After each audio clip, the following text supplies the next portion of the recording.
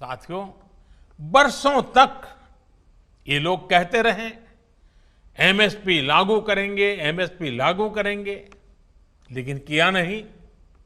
MSP लागू करने का काम स्वामीनाथन कमीशन की इच्छा के अनुसार हमारी ही सरकार ने किया।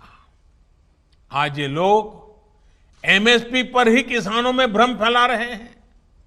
देश में एमएसपी भी रहेगी और किसानों को कहीं पर भी अपनी उपज बेचने की आजादी भी रहेगी। लेकिन ये आजादी कुछ लोग बर्दाश्त नहीं कर पा रहे हैं। इनकी काली कमाई का एक और जरिया समाप्त हो गया है, इसलिए इन्हें परेशानी है। साथियों, कोरोना के इस कालखंड में देश ने देखा है कि कैसे डिजिटल भारत अभियान ने जनधन बैंक खातों ने, रुपे कार्ड ने लोगों की कितनी मदद की है। लेकिन आपको याद होगा, जब यही काम हमारी सरकार ने शुरू किए थे तो ये लोग इनका कितना विरोध कर रहे थे। इनकी नजरों में देश का गरीब, देश के गांव के लोग अनपढ़ थे, अज्ञानी थे। देश के गरीब का बैंक खाता खुल जाए, वो भी डिजिटल लेन देन करें, इसका इन लोगों ने हमेशा विरोध किया। साथियों, देश ने ये भी देखा है कि जब वन नेशन वन टैक्स की बात आई, जीएसटी की बात आई, तो फिर ये लोग फिर विरोध करने के लिए मैदान में आ गए। जीएसटी की वजह से देश में घरेलू सामानों पर लगाने वाला टैक्स बहुत कम हो गया है। ज्यादातर घरेलू सामाने, रसोई के लिए जरूरी चीजों पर टैक्स अब या तो नहीं है या फिर 5% से भी कम है। पहले इन्हीं चीजों पर ज्यादा टैक्स लगा करता था, लोगों को अपनी जेब से ज्यादा पैसे खर्च करने पड़ते थे। लेकिन आप देखिए, इन लोगों को जीएसटी से भी परेशानी, ये उसका मजाक उड़ाते हैं, उसका विरोध करते हैं।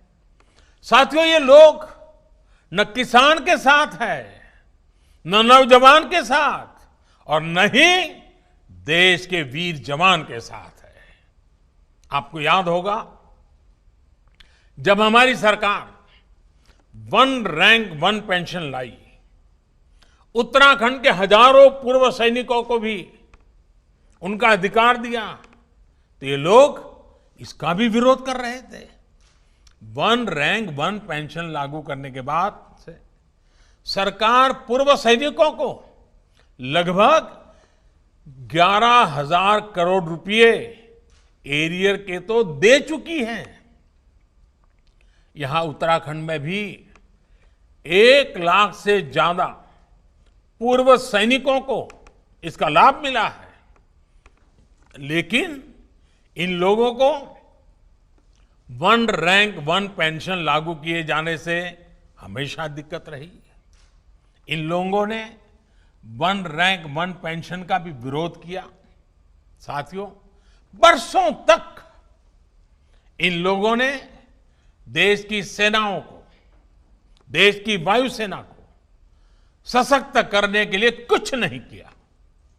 वायुसेना कहती रही कि हमें आधुनिक लड़ाकू विमान चाहिए, लेकिन ये लोग वायुसेना की बात कभी नहीं सुनी, उसको नजरअंदाज करते रहे।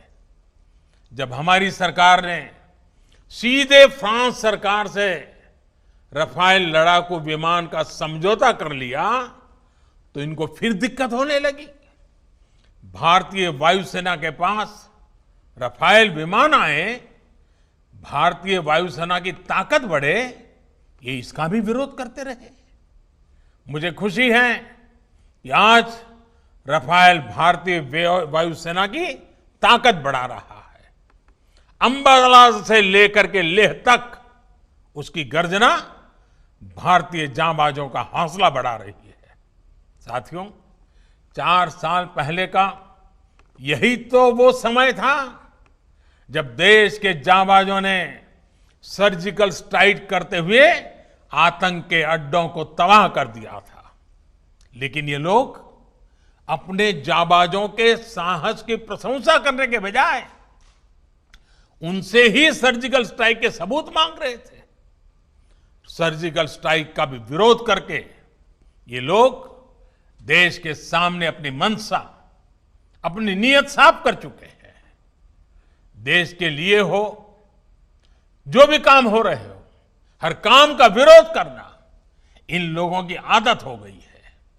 उनकी राजनीति का एकमात्र तरीका ये यही है, बस विरोध विरोध विरोध। आप याद करिए, भारत की पहल पर जब पूरी दुनिया अंतर्राष्ट्रीय योग दिवस मना रही थी, पूरे विश्व में भारत गर्व कर सकता है योग पहुंच चुका है, तो ये भारत में ही योग का विरोध कर रहे थे। जब देश की सैकड़ों रियासतों को जोड़ने का काम, ऐतिहासिक काम करने वाले, भारत की एकता को मजबूत करने का काम करने वाले सरदार वल्लभ भाई पटेल की दुनिया की सबसे ऊंची प्रतिमा का अनावरण हो रहा था, तब भी ये लोग इसका विरोध कर रहे थे। आज तक इनका कोई बड़ा नेता स्टैच्यू ऑफ यूनिटी के दर्शन करने नहीं गया है। क्यों? क्योंकि उन्हें विरोध करना है। साथियों, जब गरीबों को 10% आरक्षण का फैसला हुआ, तब भी ये इसके विरोध में खड़े थे। जब 26 नवंबर को संविधान दिवस मनाने की बात आई, तब भी ये इसका विरोध कर रहे थे। डॉक्टर बाबा साहब आंबेडकर का विरोध कर रहे थे। साथियों, पिछले महीने ही अयोध्या में भव्य राम मंदिर के निर्माण के लिए भूमि पूजन किया गया है। ये लोग पहले सुप्रीम कोर्ट में राम मंदिर का विरोध कर रहे थे, फिर भूमि पूजन का विरोध करने लग गए। हर बदलती हुई तारीख के साथ विरोध के लिए विरोध करने वाले ये लोग देश के लिए, समाज के लिए अप्रासंगिक होते जा रहे हैं। इसकी छटपटाहट है, बेचैनी है, हताशा है, निराशा है।